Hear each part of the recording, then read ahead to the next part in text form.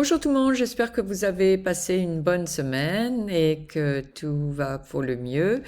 J'espère que vous avez été inspiré par le projet et que vous aurez la possibilité de le finir sans trop de stress pour vendredi. Alors, je voulais un peu vous expliquer ce qui se passe cette semaine et puis aussi revoir peut-être préciser ce qu'il y avait à faire la semaine dernière, c'est-à-dire la semaine du 11 mai. Et je voulais m'assurer que j'ai eu quelques questions de la part d'un ou deux étudiants qui n'étaient pas sûrs du travail à rendre pour vendredi. Donc j'avais ici remis la présentation sur Google Slide que j'avais déjà commencé il y a quelque temps et vous deviez aller à la page 15 et 12-15 ici comme je l'ai expliqué et faire les activités qui sont mentionnées sur ces pages. Je crois que vous allez voir des activités de grammaire et puis des dialogues. Euh, et puis vous finirez par répondre à 25 questions, mais le Flipgrid n'est pas dû avant lundi. Donc ça, c'est quelque chose que je voulais vraiment vous expliquer. Et aussi, pour la première fois, vous allez faire quelque chose que je trouve très intéressant, qui est proposé par Duolingo, mais pas sur le site sur lequel vous faites les actualités, mais un autre site qui est juste Duolingo French Podcast.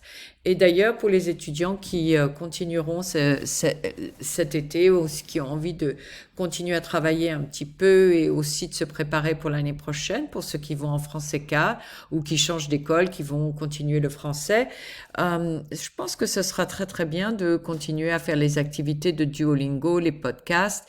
Et puis, je vous montrerai aussi d'autres activités que vous pouvez faire qui sont très amusantes et intéressantes. Donc le podcast que vous allez écouter, c'est celui-ci. Il est en français et en anglais. Et après avoir écouté, vous ferez un résumé en français de ce podcast. Donc je pense que vous trouverez pas trop difficile grâce aux indications en anglais. N'hésitez pas à l'écouter plusieurs fois si c'est nécessaire. Alors, je vous avais demandé ici de vous enregistrer cette plateforme que j'ai découverte, qui est une plateforme pour pratiquer le français. Et vous allez donc vous inscrire. Et comment est-ce que vous allez faire pour vous inscrire? J'ai vu qu'il y avait déjà des étudiants qui s'étaient déjà inscrits puisque j'ai vu les emails.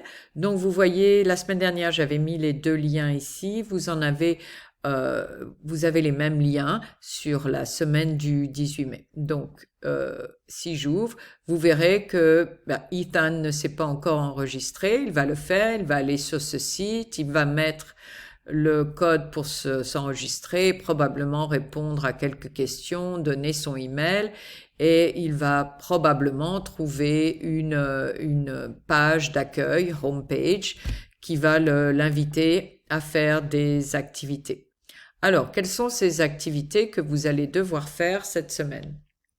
Alors, elles sont de deux ordres. Vous avez une activité sous forme de interview vidéo de français et vous avez vu chaque activité est détaillée et elles sont pour français 3 période 1 et période 2.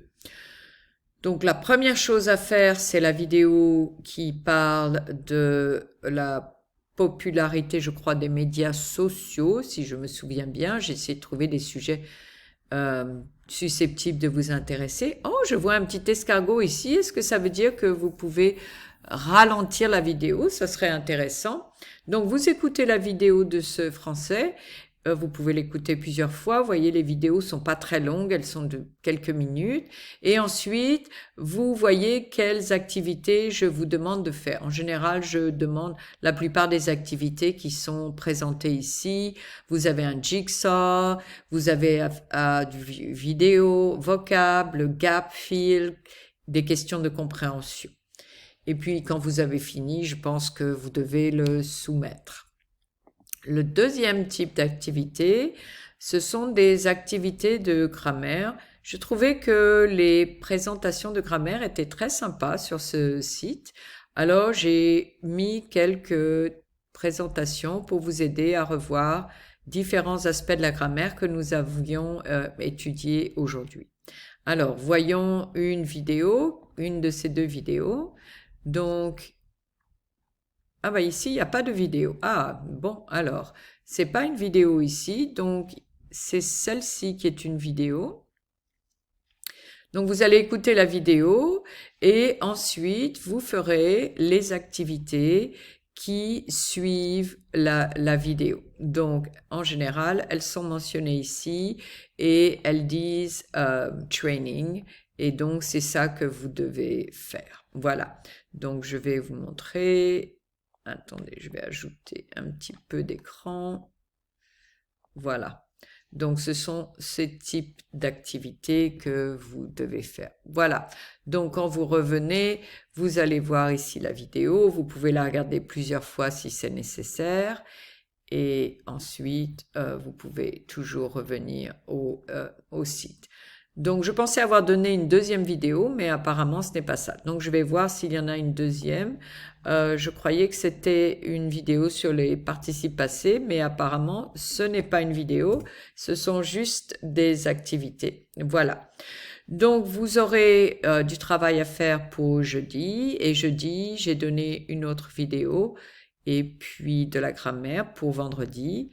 Et n'oubliez pas, bien sûr, que vous devez rendre votre projet avec un lien sur YouTube. Je pense que vous aurez enregistré votre projet comme moi j'ai fait avec Screencast-O-Matic, qui est assez facile à utiliser.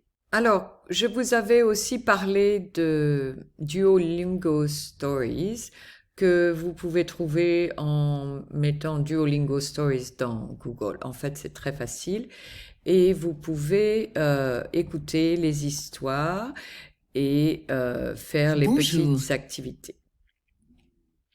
Alors, vous Jean verrez. est à la maison avec sa femme, Marion. Salut Marion. Salut mon chéri. Alors, voilà, qu'est-ce que veut dire mon chéri? Et voilà, et vous auriez cliqué ça pour aller plus loin. Maintenant, vous aurez bien sûr la possibilité de faire toutes ces histoires et vous devez les faire avant de pouvoir aller au niveau supérieur. C'est le problème, ce n'est pas comme les activités sur le site Duolingo où vous pouvez vous tester et commencer au niveau pour lequel vous vous êtes testé. Ici, malheureusement, vous devez faire toutes les histoires avant de pouvoir continuer.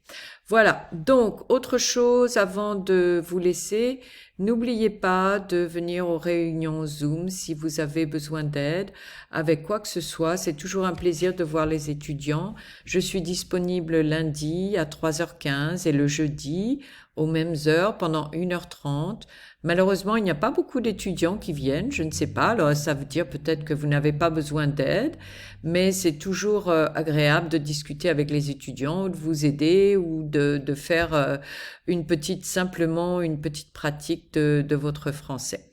Alors, n'oubliez pas de poser des questions par email si c'est nécessaire, de finir votre Flipgrid et votre projet et surtout de me contacter si vous avez besoin d'aide. D'accord? Alors, je vous souhaite une très très bonne semaine et à très très bientôt et n'oubliez pas de pratiquer sur Duolingo.